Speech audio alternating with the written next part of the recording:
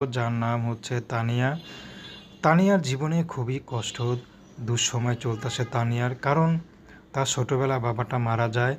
তো মা আরেকটি জায়গায় বিয়ে করে। তো বিয়ে করার পর তার আর কোনো খোঁজখবর নেয় না। তো তানিয়া তার ফুপুর কাছে থাকে, ফুপুর কাছে বড় হয়েছে, লালন পালন করেছে ফুপু। কিন্তু ফুপু তার মার মতো হয় না। তো ফুপুরও ছেলেমেয়ে আছে, তো তানিয়া বেশি লেখাপড়া করতে পারেনি।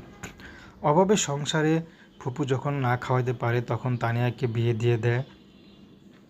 কিন্তু তানিয়ার দুঃখের কপাল দুঃখেই রয়ে গেল। বাচ্চা হওয়াটার পরে তানিয়ার স্বামী তানিয়াকে তালাক দিয়ে চলে যায়। কারণ টাকা পয়সা চেয়েছিল, দিতে পারে নাই বলে। তো তানিয়া এখন ফুপুর কাছে থাকে বর্তমানে, কিন্তু ফুপুর কাছে থাকতে চাচ্ছে না। কারণ তানিয়া কোনো পরিচিত জায়গাও নেই যে কোথাও যাবে, তার কোনো আত্মীয় স্বজন নাই যে তাকে নেবে। তো তানিয়ার ফুপুই একমাত্র আশ্রয়স্থল।